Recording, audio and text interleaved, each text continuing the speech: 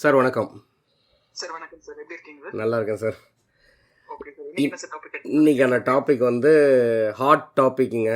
Golden silver இல்லை investment பண்ணலாமா? ஒரு சில இன்வெஸ்டர் வந்து எனக்கு ரீசெண்டாக நிறைய கால்ஸுங்க இதில் இந்த மாதிரி கோல்டு இடிஎஃப்ல சில்வர் இடிஎஃப்ல இன்வெஸ்ட்மெண்ட் பண்ணலாமான்ட்டு. என்னோட எக்ஸிஸ்டிங் இன்வெஸ்டரே ஒரு சிலர் இன்னும் கேட்க போனால் அவங்களே வந்து மைண்டு மாறிங்க. அதாவது இப்போ நம்ம வச்சுருக்கிற ஈக்விட்டி மியூச்சுவல் ஃபண்டு லாஸ்ட்டு ஒரு சில இயர்ஸாக நமக்கு வந்து கொஞ்சம் அண்டர் பர்ஃபார்மிங்காக இருக்கிறதுனால நம்ம உள்ளேயே நம்ம ஸ்விட்ச் பண்ணிக்கலாங்களா, கோல்டன் சில்வர் ஃபண்டில் நம்ம ஸ்விட்ச் பண்ணலாமான்றதுலாம் கேட்குறாங்க. ப்ளஸ் நம்ம ரீட்டைல் இன்வெஸ்டருக்கு வந்து நிறைய கன்ஃபியூஷன் இருக்கும். நம்ம வியூவர்ஸ்க்கும் ஒரு கிளாரிட்டி கொடுக்கலாம். இன்றைக்கி தேதிக்கான கான்செப்ட் தான் சார் இன்றைக்கி. ஸோ டு ஸ்டார்ட், இதெல்லாம் ஏன் இப்போ இதை பற்றிலாம் பேசுகிறாங்க அப்படின்னு பார்த்தீங்கன்னா, மெயினாக டாபிக் போகிறது வந்து இந்த கிராஷ் நடக்க போகுது 2026 அப்படின்றதுங்க. அதே மாதிரி நிறைய பேர் வந்து கோல்டு சில்வரை பற்றி பேச ஆரம்பிச்சிட்டாங்க. பேசாதவங்க கூட வந்து இப்போ கோல்டில் இன்வெஸ்ட்மெண்ட் பண்ணுங்கள், சில்வரில் இன்வெஸ்ட்மெண்ட் பண்ணுங்கன்றதெல்லாம் பேசுகிறாங்க. அதே சேம் டைம் நமக்கு சோஷியல் மீடியாவில் பார்த்தீங்கன்னா ஃபியர் தான் பில்டப் ஆகிட்டு இருக்குங்க. இந்த மாதிரி கிராஷ் நடக்க போகுதுன்றதெல்லாம் சொல்கிறாங்க. ஒரு சைடில் போயிட்டுருக்கு. இன்னொரு சைடில் வந்து பெரிய பெரிய இன்ஸ்டிடியூஷன்ஸ்லாம் இப்போ ஜேபி மார்கன் அவங்களோட டேட்டா வந்து நிஃப்டி வந்து 30,000 தொடும் இந்த 2026. கோல்ட்மேன் சாட்ச் அவங்களோட ரிப்போர்ட் படி 29,000 தொடுன்றாங்க. நீங்கள் கூட ஒன்று எனக்கு ஷேர் பண்ணீங்க, சுஷில் கேடி அவங்களோட ஃபோர்காஸ்ட் வந்து நிஃப்டி வந்து 32,000 தொடுன்றதெல்லாங்க. ஆக்சுவலாக வந்து இந்த மாதிரி டைமில் வந்து ரீட்டைல் இன்வெஸ்டருக்கு வந்து ஒரே கன்ஃபியூஷனாக இருக்குது. என்ன ஈக்விட்டி மார்க்கெட்டில் வந்து ஸ்டே பண்ணலாமா, இல்லை அதில் ஃபர்தராக கான்ட்ரிபியூட் பண்ணிட்டோமா, இல்லை நான் கோல்டு சில்வர் வந்து ஒரு வருஷம் முன்னாடியே நம்ம இன்வெஸ்ட்மெண்ட் பண்ணியிருக்கலாம் போல இருக்குது. அது எக்ஸ்ட்ராடினரியாக வருஷம் எவ்வளோ ரிட்டர்ன்ஸ்லாம் கொடுத்துருக்குது. அட்லீஸ்ட் இப்போ அதை மிஸ் பண்ணக்கூடாது. ஃபோமோ மாதிரிங்க கிரியேட் ஆகிட்டு ஃபியர் ஆஃப் மிஸ்ஸிங் அவுட்டுன்னுவாங்க. ஸோ நம்ம இப்போ போய் அதில் இன்வெஸ்ட்மெண்ட் பண்ணலாமான்றது ஒரு கன்ஃபியூஷனை. ஆக்சுவலாக ரியாலிட்டியில் கேட்டிங்கன்னா இது வந்து பெரிய பெரிய இன்ஸ்டிடியூஷனாலே ப்ரெடிக்ட் பண்ண முடியாங்க. அதுதான் உண்மை. ஏன்னா இப்போ இதெல்லாம் மார்க்கெட்டை ட்ரைவ் பண்ணுறதுக்கு வந்து ஒரு ஃபேக்டர் இல்லைங்க, மல்டிபிள் ஃபேக்டர்ஸ்.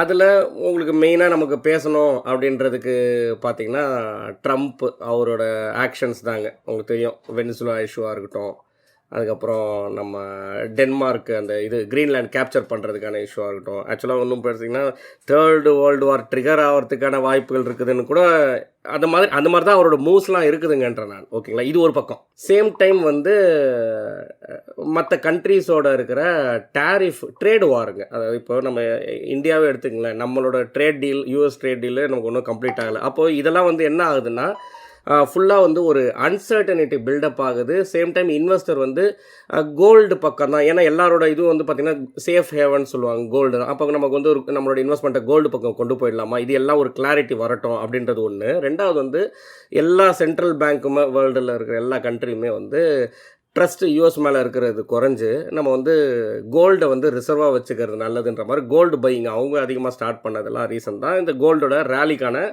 காரணம். இப்போ வந்து நான் கோல்டோட டேட்டா என்னன்றதை வந்து நான் ஆக்சுவலாக நம்மளோட டெலகிராம் குரூப் ஒன்று இருக்குதுன்ற பார்த்தீங்களா, அதுலேயே நான் ஷேர் பண்ண நான். பட் ஸ்டில் நம்ம இன்றைக்கி தேதியில் கோல்டு சில்வரை பற்றி கேட்குறாங்களேன்றதுலாம் அந்த டேட்டாவை இதுலேயும் எடுத்து வந்திருக்கேன் நான். 1947 2026 இன்றைக்கி டில் டேட்டா வரைக்கும் இதில் எடுத்து வந்துருக்கு சார். நீங்கள் அதில் பார்த்தீங்கன்னாவே ஒரு சில ரெட் கலரில் போயிருக்கும். அதாவது 1981 1990 பாருங்க, ஃபிளாட்டாக தான் இருந்திருக்கு. பெருசாக அதில் வந்து மார்க்கெட்டில் வந்து கோல்டு ரிட்டர்னே கொடுக்கல, நில் ரிட்டர்ன், 0 ரிட்டர்ன்ஸுக்கு ஃபிளாட். அதே மாதிரி 1996 2002 பாருங்க, அப்பயும் வந்து 1996 5,000 ரூபா இருந்திருக்கு. 2002 வந்து பார்த்தீங்கன்னா 4,990 ரூபா, அதாவது 5,000 ரூபா கிராஸ் பண்ணல. இதுவும் ஃபிளாட் ரிட்டர்ன். இது எல்லாமே நம்ம பேசுறது வந்து 10 கிராம்ஸ் கோல்டுக்கான 24 கேரட் கோல்டு ரேட்டுங்க. அதுக்கு அடுத்தது 2012 31,000 இருந்தது. 2018 பாருங்க, அப்பயும் 31,000 தான். 2019 பெருசால ஒரு 35,000 ரூபா. ரொம்ப பெரிய இதுலேயும் வந்து 0 ரிட்டர்ன்ஸ் ஃப்ளாட்டாக இருந்திருக்குது. இந்த பீரியட்லாம் பார்க்குறோம். ஆனால் 2020 2026 வந்து ஒரு ரேலியை பார்த்தோம். இன்னும் கேட்டிங்கன்னா 2025 ஒரு பெரிய ரேலி. இன்றைக்கி தேதியில் என்ன கோல்டு ரேட்டுன்னு பார்த்தீங்கன்னா 1,47,000 ரூபா ஆயிடுச்சுங்க. இதை வந்து நம்ம ரிட்டர்ன்ஸில் புரிஞ்சுக்கிறதுக்காக தான் நான் வந்து என்னென்னா, இப்போ ரொம்ப ஃபேமஸ்னால் நிஃப்டியில் வந்து கோல்டு பீஸ் சில்வர் பீஸ்லாம் சொல்லுவாங்க. அதனால் நான் வந்து நிப்பான் எடுத்துட்டேன். அந்த கோல்டு ஃபண்டை எடுத்து வந்ததுனால 3 இயர்ஸ் சிஏஜிஆர்னால் நம்ம வருஷம் என்ன கொடுத்துருக்கு 3 வருஷத்துலன்னு தெரிஞ்சிருவாங்க. இதில் 3 வருஷத்தில் பார்த்தீங்கன்னா 35% சார். அப்போ வருஷம் லாஸ்ட் 3 இயர்ஸுக்கு 35% கொடுத்துருக்கு. இது ஒன்று. 5 இயர்ஸ் சிஏஜிஆர் பார்த்தீங்கன்னா 22%. அதாவது லாஸ்ட் 5 இயர்ஸ் கோல்டு வந்து வருஷம் 22% கொடுத்துருக்கு இது. அதே மாதிரி நீங்கள் வந்து 2021 ஒரு ஆனுவல் ரிட்டர்ன், இது சும்மா இதை பாயிண்ட் அவுட் பண்ணுறதுக்காக. ஏன்னா எல்லாமே பாசிட்டிவ் கிடையாது, ஒரு டைம் நெகட்டிவும் ஆயிருக்குது. ஏன்னா ஜென்ரலாக எல்லாருக்கும் ஒரு ஒப்பீனியன் என்னென்னா கோல்டு வந்து, ஏன்னா இப்போ நீயா நானா ஒரு விஜய் டிவி ஷோவில் கூட பார்த்தீங்கன்னா கோல்டு எங்கெங்கே விழுதுன்னு கேட்பார் கோபிநாத், பார்த்துருக்கீங்களா? அதுக்கு ரியாலிட்டி டேட்டா, ஏன்னா இன்னொன்று டேட்டாஸ்லாம் இருக்குங்க. ஜஸ்ட் நான் இந்த ஃபண்டில் இருக்கிற ஒரு டேட்டாவை இங்கே விசிபிளாக இருக்கிறதுனால காட்டுறேன். நான் 2021 5% விழுந்திருக்குங்க. அடுத்தது சில்வர் என்ன சொல்லுது அப்படின்றத பார்க்கும்போது, ஏன்னா இப்போ சில்வருக்கான பேச்சும் இருக்குது இல்லைங்களா? அப்போது சில்வர் என்ன கொடுத்துருக்கு லாஸ்ட் 3 இயர்ஸ் பார்த்தீங்கன்னா, வருஷம் 62% கொடுத்துருக்குங்க சார். அதில் 2025 மட்டுமே பாருங்கள், ஒரு வருஷத்தில் மட்டுமே 154% சார். நீங்கள் வந்து ஒரு 50 லட்ச ரூபா உங்களோட லம்சமாக இருந்ததுன்னா சில்வரில் ஒரே வருஷத்தில் 1.5 கோடியாக இருக்குங்க. அதுக்கு அடுத்த சார்ட்டில் வந்து பார்த்தீங்கன்னா டாக்ஸேஷன், இது வந்து ஒரு ரீசனுக்கு தான் எடுத்து வந்தது. எதுக்குன்னா, இப்போ நம்ம வந்து கோல்டு 70% கொடுத்துருச்சு, சில்வர் ஒரு 150% கொடுத்துருக்குன்னா, அப்போ நம்ம வந்து எக்ஸாம்பிளுக்கு நம்மளோட லம்சமில் வந்து ஒரு 50 லட்ச ரூபா இருக்குன்னு வச்சுக்கோங்க சார். அது வந்து கோல்டில் போட்டிருந்தோம்னா ஒரு 75 80 90 லட்சமாக ஆயிருக்குது. இல்லை வந்து சில்வரில் போட்டிருந்தோம்னா 50 லட்சம் வந்து 1.5 கோடியாக ஆயிருக்குங்க. அப்போது நீங்கள் பார்க்குறது எல்லாமே வந்து அன்ரியலைஸ்டு கெயின் தான். அது வந்து நீங்கள் ரிடம்ஷன் கொடுத்து உங்கள் அக்கௌண்ட்டுக்கு வந்தால் தான் கெயின், ரியலைஸ் பண்ணாதான். இப்போ நீங்கள் வெறும் பார்க்குறீங்கன்னா அது ஜஸ்ட்டு நீங்கள் பார்க்குறீங்க, உங்கள் டிஜிட்டலாக நீங்கள் பார்க்குறீங்க, அன்ரியலைஸ்டாக இருக்குது தான். ஆனால் நீங்கள் ஆக்சுவலாக அந்த ஆக்ஷனை எடுப்பீங்களான்னு கேட்டிங்கன்னா அது நிறைய பேர் வந்து பண்ண மாட்டாங்க, மோஸ்ட்லி பண்ண மாட்டாங்க. என்ன ரீசன்னா, எஸ்டிசிடி இதை புரிஞ்சுங்க, இதுதான் டாக்ஸேஷன்.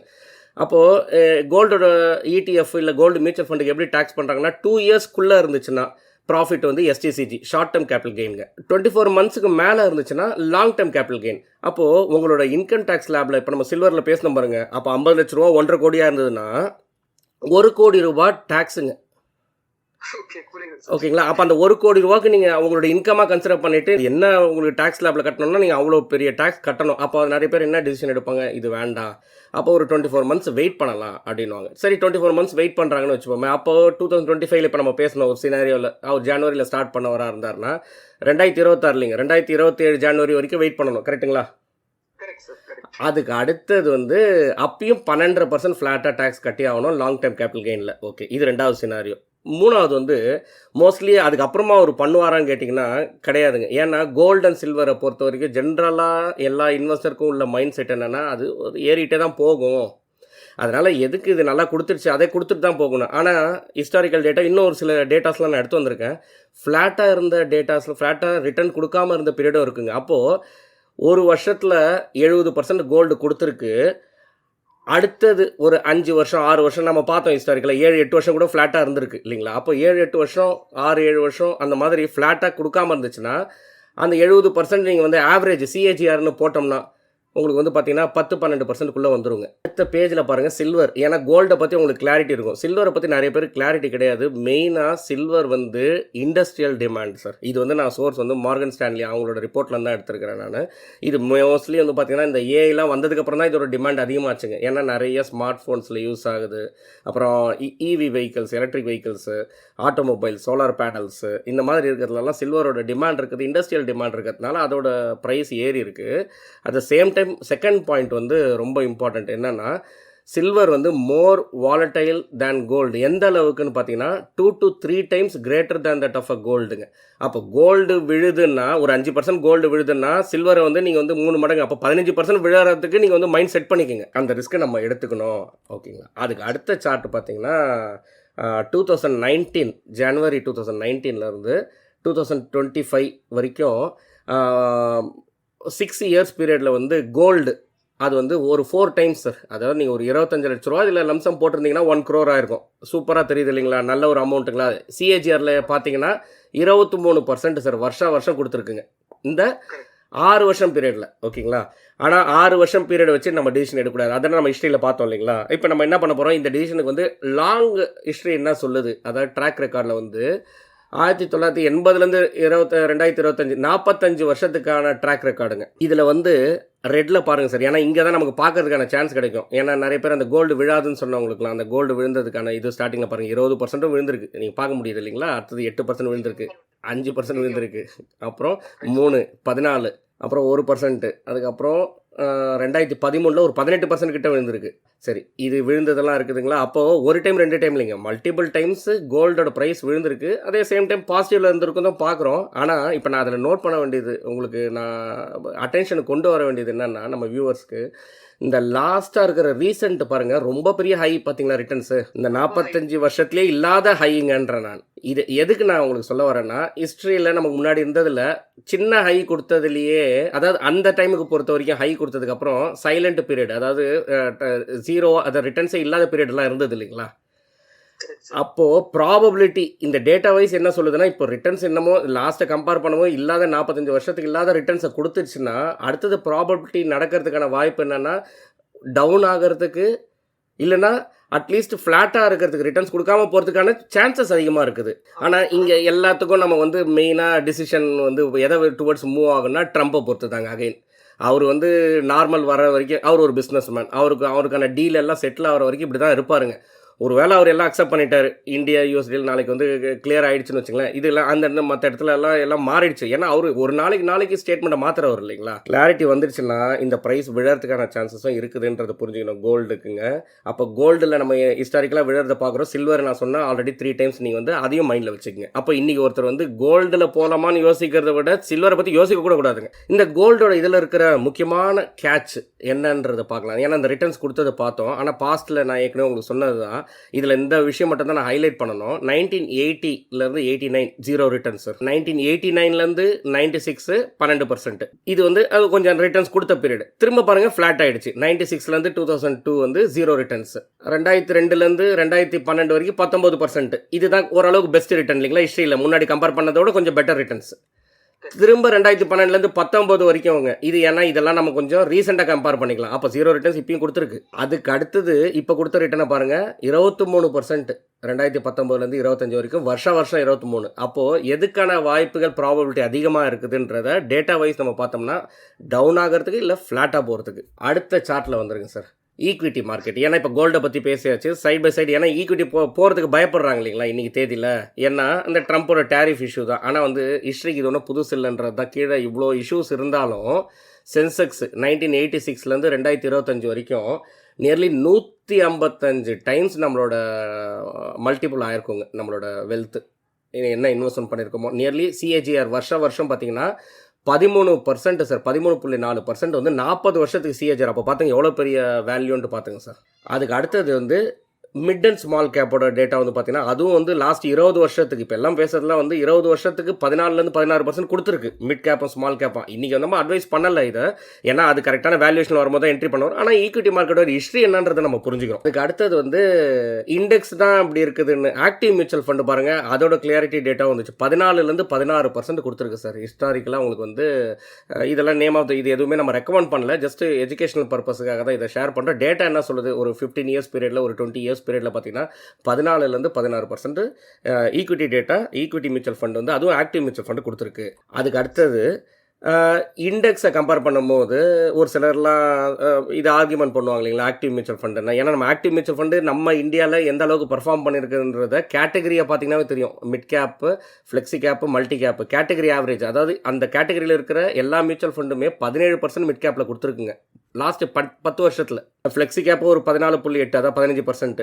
மல்டி கேப்பு ஒரு 15.9னா 16%. இதுலேயே நம்ம வந்து டாப் குவார்டைல் நல்லா பர்ஃபார்ம் பண்ணுற ஆக்டிவ் மியூச்சுவல் ஃபண்ட்ஸாக டாப் பர்ஃபார்மராக இருந்தால் 20.7னா 21% சார் மிட் கேப்புங்க லாஸ்ட் 10 வருஷத்தில் வருஷம். ஃப்ளெக்ஸி கேப்பு ஒரு 20%, மல்டி கேப்பு ஒரு 18%. அதுக்கு அடுத்தது வந்து ஈக்விட்டி மார்க்கெட் இப்போ விழுது இல்லைங்களா, இது ஒன்றும் புதுசு இல்லைன்றதுக்காக தான் இந்த ட்ராடவுன் வந்து 1980லேருந்து 2025 வரைக்கும் இருக்கிற டேட்டா வந்து பார்த்தீங்கன்னா கேலண்டர் இயருங்க இது, ஜனவரி டு டிசம்பர். வருஷம் விழுறது நார்மல் தான் சார். 10%லாம் ஈஸியாக விழுந்திருக்குங்க. இன்னும் கேட்டிங்கன்னா ஆவரேஜாக 20% நார்மலாக விழுந்திருக்குங்க எல்லா வருஷமும். இதில் வந்து நம்ம என்ன புரிஞ்சுக்கணுன்னா, இவ்வளோ வருஷம் அதே மாதிரி இப்போ விழுறது ஒன்றும் புதுசு கிடையாது. இதை வந்து அந்த ஹைப் கொடுக்குறாங்க பாருங்கள் சோஷியல் மீடியாவில். ஒரு சில யூடியூப்லலாம் நீங்கள் ஓப்பன் பண்ணிங்கன்னா கிராஷ்னு போட்டு பெரிய டேஞ்சர் சைனை போட்டு பயம்புறுத்துறது இன்வெஸ்டர்ஸுக்கு. வந்து என்ன புரிஞ்சுக்கணுன்னா, இது கரெக்ஷன். ஈக்விட்டி மார்க்கெட்டை பொறுத்த வரைக்கும் நார்மல். இப்போ தான் நம்ம ஈக்விட்டி மார்க்கெட்டில் பார்ட்டிசிபேஷன் இம்பார்ட்டண்ட்டு. இது எதுக்கு நான் இந்த இடத்துல வந்து இந்த விஷயத்தை ஹைலைட் பண்ணுறதுக்கு வந்து இன்னொரு இம்பார்ட்டன்ட் ஒரே ஒரு பாயிண்ட் ஷேர் பண்ணுங்க. என்னென்னா, இப்போது கோல்டு இருக்குதுன்னு வச்சுங்க சார், அது ஒரு மெட்டலுங்க.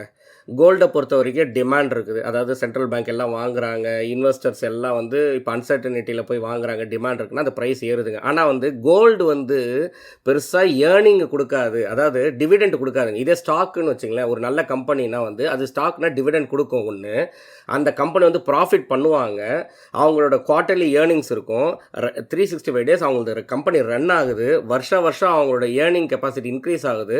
அப்போது ஒரு ஃபண்ட் மேனேஜர் வந்து ஒரு ஃப்ளெக்ஸி கேப்பாக இருக்கட்டும், இல்லை மிட் கேப்பாக இருக்கட்டும், இல்லை மல்டி கேப், இல்லை blue chip fund, large cap, ஏதோ ஒரு கேட்டகரி ஃபண்டில் வந்து அந்த எக்ஸ்பர்டீஸ் ஃபண்ட் மேனேஜர் வந்து இவ்வளோ வருஷத்தில் அவங்களுக்கு வந்து ஒரு சில ஸ்டாக்ஸ்லலாம் நல்ல கன்விக்ஷன் இருக்குங்க. அது நார்மலாக அவங்களால வாங்க முடியாமல் இருக்கலாம், நல்ல வேல்யூவில் வாங்க முடியாமல் இருக்கலாம். ஆனால் இந்த மாதிரி 10%, 20%, 25% அந்த மாதிரி கரெக்ஷன் டைமில் தான் அவங்களுக்கு வந்து நல்ல ஸ்டாக்ஸு கூட வந்து அந்த கம்பெனி மேலே எந்த ஒரு ப்ராப்ளம் கிடையாதுங்க. வெளியில் இருக்கிற சிச்சுவேஷன், இந்த ட்ரம்ப்போட அன்சர்டனிட்டி, டேரிஃப் ப்ராப்ளம், இதனால் அந்த நல்ல ஸ்டாக் வந்து ரீசனபிள் வேல்யூவில் கிடைக்கிறதுக்கான சான்சஸ் இருக்குது. அதை வந்து நம்ம அந்த டைமில் நம்ம ஸ்டே இன்வெஸ்டடாக இருக்கிறோம், ரிடம்ஷன் கொடுக்காம. நீங்கள் ஆட் கூட பண்ண வேண்டாங்க, உங்களோட ஃபண்டில் இருக்கிற வேல்யூவை நீங்கள் கண்டினியூ பண்ணிட்டு இருந்தீங்கன்னா கூட டெய்லியே ஃபண்ட் மேனேஜர் வந்து ஆக்டிவாக அந்த எந்தெந்த ஸ்டாக்கில் ஒரு சில இதில் ஹோல்டிங்ஸ் இன்க்ரீஸ் பண்ணுவாங்க, ஒரு சில இதில் டிக்ரீஸ் பண்ணுவாங்க. அதுதான் நீங்கள் மந்த் ஆன் மந்த் நம்ம ஃபேக்ட் ஷீட்டை வச்சு டிஸ்கஸ் பண்ணுறோம் பாருங்கள், அப்போ உங்களுக்கு தெரியும். அப்போது இந்த மாதிரி டைமில் வந்து அட்லீஸ்ட் லம்சம் நம்ம வச்சுருந்த கார்பஸை மெயின்டைனாக பண்ணியிருக்கணும். எஸ்ஐபி இருந்தால் கண்டினியூ பண்ணியிருந்தீங்கன்னா இதெல்லாம் தான் உங்களுக்கு வந்து பவுன்ஸ் பேக் ஆகும், மார்க்கெட் ரிகவரி ஆகுன்றது நார்மல். நம்ம பார்த்தோம் ரிகவர் ஆகும்போது இதெல்லாம் தான் சார் எக்ஸ்ட்ரா ரிட்டர்ன்ஸு. வேற அந்த கோல்டு நம்ம இப்போ பேசணும் பார்த்தீங்களா, அது எதுனா அது ஒரு ஃபேக்ட்ரி கிடையாது, அது ஒரு இண்டஸ்ட்ரி கிடையாது, அது ஒரு ஏர்னிங் பண்ணாது. ஆனால் வந்து அதோட டிமாண்ட் இருக்கிறதுனால ஒரு லாங் டேர்மில் அது ஒரு ரீசனபிள் ஒரு டீசென்ட் ரிட்டர்ன்ஸ் கொடுக்கும். அது எந்த ரிட்டர்ன்ஸ்ன்றது தான் கூட நான் வந்து டேட்டாவில் எடுத்து வந்திருக்கேன், அது அடுத்தடுத்த வர சார்ட்ஸில் பார்க்கலாங்க. ஆனால் நான் இங்கே சொல்ல வர்றது என்னென்னா, ஸ்டாக்ஸ் அதாவது ஈக்விட்டிஸ்க்கு வந்து நம்ம எந்த அளவுக்கு இம்பார்ட்டன்ஸ் கொடுக்கணும், அந்த சேம் டைம் நம்ம வந்து ஒரு கோல்டுக்கு நம்ம ப்ரிஃபர் பண்ணும் போதுன்றது புரிஞ்சுக்கிறதுக்காக தான் சார். அதுக்கு அடுத்தது வந்து அதான் நம்ம வந்து பயப்படுறோம் இல்லைங்களா, நிறைய ரீசன்ஸ் இருக்குதுன்றது வந்து 1990 இன்றைக்கி டேட் வரைக்கும் எவ்வளோ ரீசன்ஸ் இருக்குது பாருங்கள், மல்டிபிள் ரீசன்ஸ். ஒரு சில தான் நான் ரெட்டில் மார்க் பண்ணியிருக்கேன் நான், ஏன்னா அது சொன்னால் புரிஞ்சிடும்ட்டு. ஆனால் வந்து இவ்வளோ ரீசன்ஸ் வந்து அது நடந்துட்டு தான் இருக்குங்க. இந்த வருஷம் தான் புதுசு கிடையாது, இது எல்லா வருஷமும் நடந்துகிட்ருக்கு.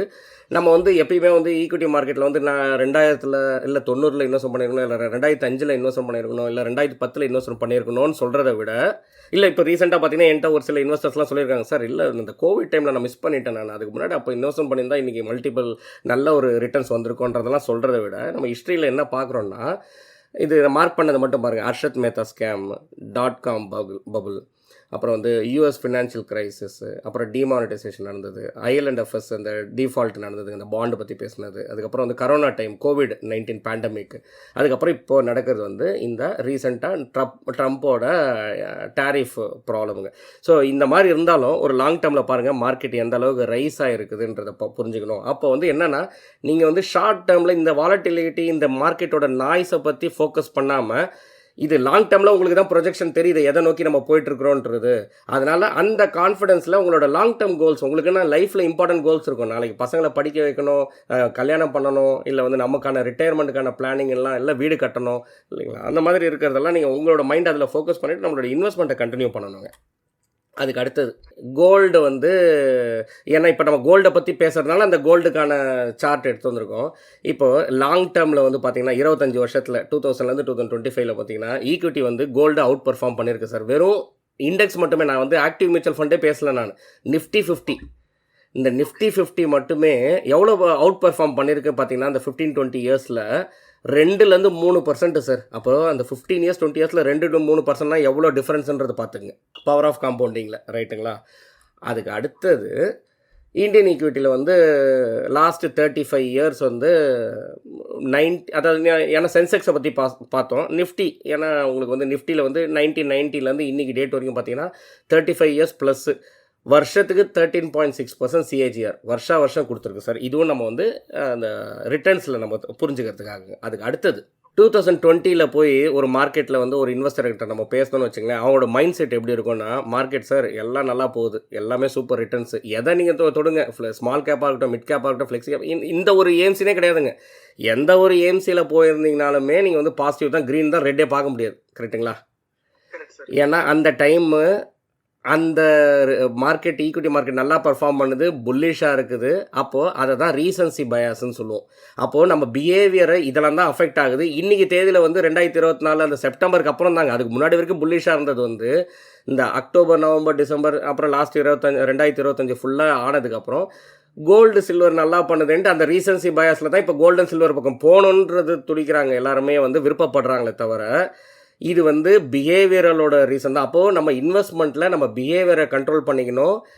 என்ன இம்பார்ட்டண்ட்டு எப்பயுமே வந்து நம்ம ஃபேமஸ்ஸு இது தான் வாரன் பஃபெட் சொல்கிறது தான் sir, never put all eggs in one basket. அப்போ நம்ம வந்து ஒரே அசட்டில் நம்மளோட இன்வெஸ்ட்மெண்ட் இருக்கக்கூடாதுங்க, மல்டிபிள் அசட்ஸில். அதாவது நம்ம என்ன சொல்ல வரோன்னா, நீங்கள் ஈக்விட்டியும் நம்ம ஃபோக்கஸ் பண்ண வேண்டாம், கோல்டுனா உடனே கோல்டன் சில்வர் டுவர்ட்ஸும் போக வேண்டாம். ஒவ்வொரு அசட்டோட நேச்சர் என்னன்னு புரிஞ்சுக்கணும், டேட்டா வைஸ் என்னென்னலாம் நடந்திருக்குன்றதை நம்ம புரிஞ்சுக்கணும். நம்ம போர்ட்ஃபோலியோ வந்து ரைட்டாக பில்ட் பண்ணிவிட்டு, அதாவது நீங்கள் வந்து 50% ஈக்விட்டி 50% டெட்டு, இல்லைனா 70% ஈக்விட்டி 80%, அதாவது உங்களோட ரிஸ்க் ப்ரொஃபைலுக்கு ஏற்ற மாதிரி நீங்கள் அக்ரெசிவாக இருக்கீங்களா, எங்கே இருக்கீங்களா, இல்லை உங்களோட ரிக்குவயர்மெண்ட் எவ்வளோ அதுக்கப்புறம் டைம் பீரியடுக்கு அப்புறம் உங்களோட பணம் தேவைப்படுது, அதாவது அடுத்த 5 வருஷமா 7 வருஷமா லாங் த டென்யூர்னா ஈக்விட்டி போர்ஷனை அந்த அளவுக்கு இன்க்ரீஸ் பண்ணிட்டீங்கன்னா உங்களுக்கு பெட்டர் ரிட்டர்ன்ஸ்க்கான வாய்ப்பு இருக்குது. அதே சேம் டைம் நம்ம கோல்டு சில்வர் பிடிச்சிருந்தா கூட அதுக்குன்னு ஒரு லிமிட் இருக்கணும், அதாவது ஒரு 10%, 15%, 20%ன்ற மாதிரி நீங்கள் ஒரு லிமிட் செட் பண்ணிவிட்டு. இப்போ நம்ம சொல்ல வரதே ஒன்று தான் சார், அசட் அலோகேஷன் தான் கீ ஃபார் சக்ஸஸ் இந்த நம்ம ஒரு இன்வெஸ்ட்மெண்ட்டை பொறுத்த வரைக்கும். அதுக்கு அடுத்தது வந்து 2026 இப்போ என்ன நடக்குதுன்றதை பற்றி ஒரி பண்ணிக்காதீங்க. உங்களோட கோல்ஸ், அதாவது நம்ம ஏற்கனவே பேசணும் பாருங்கள், அடுத்த 10 வருஷத்தில் உங்களுக்கு இம்பார்ட்டண்ட்டாக ஏதாவது கோல்ஸ் இருக்குங்க, வீடு கட்டணுமா, பசங்களை படிக்க வைக்கணுமா, மேரேஜ் பண்ணணுமான்ற மாதிரி என்ன இருக்குதோ. இப்போ இருக்கிற கிராஷோ வாரோ பேண்டம் என்ன இதை பற்றிலாம் இந்த நாய்ஸ் இந்த லோக்கல் இதெல்லாம் விட்டுட்டு லாங் டேர்மில், ஏன்னா நமக்கு வந்து இன்றைக்கி தேதியில் வந்து எப்போ ட்ரம்ப்போட மைண்டு மாறுன்றது ஆக்சுவலாக ஃபர்ஸ்ட் ஆஃப் ஆல் ட்ரம்ப்புக்கே தெரியுமான்றது தெரியாது, கரெக்டுங்களா? அடுத்தது அவர் என்ன யோசிக்க போகிறாருன்றது சிச்சுவேஷனுக்கு ஏற்ற மாதிரி சொல்கிறேன் நான். டே பை டே மாறும், நமக்கு தான் டிசப்பாயின்மெண்ட். நம்ம வந்து இப்போ தேவையில்லாத ஒரு பெரிய ஸ்டெப்பை போய் எடுக்கிறோன்னு வச்சுங்களேன் கோல்டன் சில்வர் பக்கம், நமக்கு தான் நைட்டு தூக்கம் வராதுங்கன்ற நான். நம்ம நம்ம நினைக்கிற மாதிரி நடந்துச்சுன்னா ஓகேங்க. மோஸ்ட்லி நீங்கள் வந்து பார்த்தீங்கன்னாவே நீங்கள் நினைக்கிற மாதிரி நடக்காமல் போகிறதுக்கு நிறைய வாய்ப்பு இருக்குது. இது நம்ம புரிஞ்சுக்கிறதுக்கு ஒரு சில தியரிஸ்லாம் இருக்குங்க. அதாவது நீங்கள் வந்து நார்மலாக வந்து ஏதாவது ஒரு க்யூவில் கூட நில்லுங்களேன், நீங்கள் இந்த க்யூ ஃபாஸ்ட்டாக போகிற மாதிரி இருக்கும், நீங்கள் இங்கேருந்து மைண்டு சேஞ்ச் பண்ணி அந்த க்யூவுக்கு போனதுக்கப்புறம் பார்த்தீங்கன்னா ஏற்கனவே நின்று அந்த க்யூவே ஃபாஸ்ட்டாக போகும். ஸோ இந்த மாதிரி டைமில் என்னென்னா தேவையில்லாத ரிஸ்க் எடுக்கிறது பதில் ஒரு ஸ்ட்ராட்டஜிக்கலாக மூவ் சொல்கிறேன் நான். ஒரு ஃபினான்ஷியலாக ஓரளவுக்கு அண்டர்ஸ்டாண்டிங்கோட, ஓரளவுக்கு ரிஸ்க் அட்ஜஸ்டட், அதாவது நம்ம வந்து என்னன்றது ரிஸ்க்கை புரிஞ்சு அதுக்கேற்ற மாதிரி ஒரு கால்குலேட்டட் ரிஸ்க் எடுக்கணுன்றது தான் இங்கே நம்ம சொல்ல வர்றது. அதுக்கு அடுத்தது சார்ட்டில் இதே தான், ஒன்றும் இல்லைங்க. நம்ம கிராஷ் எல்லாம் என்னன்றதெல்லாம் இவங்க இந்த லோக்கல் நாய்ஸ் எல்லாம் விட்டுட்டு, அது நடக்குமா நடக்காதுன்றதெல்லாம் பார்த்து விட்டுட்டு இதை நம்ம எப்படி நேவிகேட் பண்ணி அடுத்தடுத்த இதுக்கு எப்படி போகிறன்றதை பாருங்கள். அதுக்கு அடுத்தது இது நம்ம ஆல்ரெடி பேசிட்டது தாங்க. இதுக்கு ஒரே ஒரு சிம்பிள் சொல்யூஷன். இன்றைக்கி நிறைய வியூவர்ஸ் கேட்டதுக்கும் நம்ம இன்வெஸ்டர் கேட்டதுக்கும் எல்லாருக்கும் ஒரு கிளாரிட்டி என்னென்னா, கோல்டு போகணுமா ஈக்விட்டி போகணுமா இல்லைங்க, ரெண்டும் வேணும். உங்கள் போர்ஷனை நீங்கள் டிசைட் பண்ணிக்கோங்க, உங்களோட ரிஸ்க் ப்ரொஃபைலுக்கு ஏற்ற மாதிரி பேலன்ஸ் பண்ணிக்கோங்க.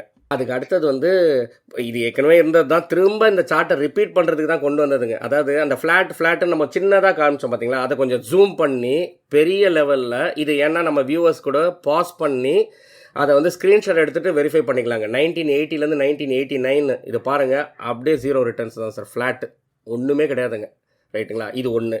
ரெண்டாவது 1996 2002ங்க, அகைன் 7 இயர்ஸ் 0, ஓகேங்களா சார்? இது எல்லாமே வந்து ஏன்னா அந்த விஜய் டிவியில் நீ என்ன ஷோ நடந்ததுக்கும் சரி, அதுக்கப்புறம் ஜென்ரலாகவே வந்து ஈக்விட்டி மார்க்கெட்னா விழுந்துரும் பயம் இருக்குதுங்க. அதில் market risk, subject to market risk அது இருக்குதுன்றது சொல்கிறதுலாம் இருக்குதுங்க. ஆக்சுவலாக கோல்டுலேயும் வாலட்டைல் இருக்குது, சில்வரில் நம்ம பேசணும் பாருங்க, அதை விட 3 times வாலட்டைல் இருக்குதுன்றது நம்ம புரிஞ்சுக்கணும். இந்த மாதிரி ரிட்டர்ன்ஸ் கொடுக்காம இருந்ததும் நம்ம அண்டர்ஸ்டாண்ட் பண்ணிக்கணும். அதுக்கு அடுத்தது 2012 பாருங்கள். இது ஏன்னா மற்றதெல்லாம் ஒன்றா ரொம்ப பழைய டேட்டாவாக இருக்கலாம், இது ரீசெண்ட் இல்லைங்களா? 2012 வரைக்கும் நீங்கள் ரிட்டர்ன்ஸ் கொடுக்கலன்றத இந்த சார்ட்டில் கிளியராக புரிஞ்சுக்கலாம்.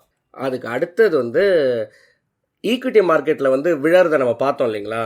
ஆக்சுவலாக வந்து இதுக்கு தான் இந்த சார்ட்டு சார். 1980 2025 வரைக்கும் கோல்டு வந்து 10-15% வருஷம் விழறதுன்றது நார்மல். இதை பார்த்தா இது டேட்டா வைஸ் நம்ம எடுத்து வந்திருக்கோம் பாருங்கள் சார். ஆவரேஜாக வந்து வருஷத்துக்கு பார்த்தீங்கன்னா 13% விழுந்திருக்குங்க. அதுதான் இது. அப்போது கோல்டுக்கு இந்த நிலமைனா சில்வர் இதுலேருந்து அப்படியே 3 டைம்ஸ் மல்டிபிள் பண்ணிக்கோங்க. அப்போது எந்த அளவுக்கு ரிஸ்க் எடுக்க பப்ளிக் ரெடியாக இருக்காங்கன்றதை பார்த்துங்க. அதாவது தெரியாமல் தாங்க ரிஸ்க் தெரிஞ்சால் எடுக்க மாட்டாங்க. அதான் சொல்ல வரேன் நான். சரி, விழுந்திருக்கா கோல்டு, எந்த அளவுக்கு மேக்ஸிமம் விழுந்திருக்கு அதுவும் பாருங்கள். 1980லேருந்து 2025 வரைக்கும் பார்த்தீங்கன்னா 57% விழுந்திருக்கு. 2000 பார்த்தீங்கன்னா 31% விழுந்திருக்கு. அப்படியே ஓரளவுக்கு ரீசெண்டாக நீங்கள் ரொம்ப பெருசாக விழுந்தது பார்த்தீங்கன்னா 2015-16 டைமில் பாருங்கள் 29% விழுந்திருக்குங்க. கீழே சிஏஜிஆரும் பாருங்கள், இந்த பீரியடில் வந்து கோல்டு கொடுத்தது வந்து 10.2% சார். அதான் ஆவரேஜ் ரிட்டர்ன் இந்த லாங் டேர்மில் சொல்ல வரேன் உங்களுக்கு. 46 இயர்ஸில் 10.2%. நம்ம ஈக்விட்டி பார்த்தோம், இண்டெக்ஸும் பார்த்தோம், அதாவது நிஃப்டியும் பார்த்தோம், சென்செக்ஸும் பார்த்தோம். கரெக்டுங்களா? 13%லாம் கொடுத்துருக்காது. அப்போ இதுக்கும் அதுக்குமே 3% டிஃப்ரென்ஸ் இருக்குது லாங் டேர்மில் சொல்ல வரேன் நான். அதுக்கு அடுத்தது பாருங்கள், சிம்பிளாக கோல்டோட டேக்அவே சார். லாங் டேர்மில் வந்து கோல்டு வந்து கண்டிப்பாக சார் இன்ஃப்ளேஷனை பீட் பண்ணும். ஏன்னா நம்ம இன்வெஸ்ட்மெண்ட்டுக்கு ஜென்ரலாக எல்லாருமே பேசிக்ஸுங்க. ஃபினான்ஸை பொறுத்த வரைக்கும் பேசிக்ஸ் வந்து விலைவாசி உயர்வு, அதுதான் நம்மளோட பிக்கஸ்ட் எனிமி. கரெக்டுங்களா? அதை கண்டிப்பாக கோல்டு பீட் பண்ணிடும். ஆனால் எக்ஸ்பெக்டேஷன் வந்து என்னன்னா இன்ஃப்ளேஷனுக்கும் ப்ளஸ் 2 to 4%. அப்போ இன்ஃப்ளேஷன் வந்து ஆன் ஆவரேஜ் 6% எடுத்துங்களேன். அப்போது 2%னா 8லேருந்து 4%னா 10% சார். 8லேருந்து 10% கொடுக்கும். அதான் இப்போ நம்ம ஹிஸ்டாரிக்கலாகவும் பார்த்தோம், 10% கொடுத்துருக்குங்களா. இன்ஃப்ளேஷன் கொஞ்சம் இன்க்ரீஸ் ஆகிற மாதிரி இருந்துச்சுன்னா அது ஒரு 1-2% எக்ஸ்ட்ரா வருங்க, 10-11%. இதுதான் கோல்டோட ஹிஸ்டாரிக்கல் லாங் டேர்ம் ஆனது. அதனால் இந்த ஷார்ட் டேர்மில் நம்ம பார்க்குறோம் பாருங்கள், அது இப்போது அதுதான் நான் உங்களுக்கு திரும்ப சொன்ன பாருங்கள். அப்போ நீங்கள் இந்த 1 இயர்லனா புக் பண்ணி நீங்கள் ரியலைஸ் பண்ணி உங்கள் அக்கௌண்ட்டில் வந்துச்சுன்னா ப்ராஃபிட். அதுக்கான டேக்ஸ் கட்டணும், அது வேறு விஷயம்.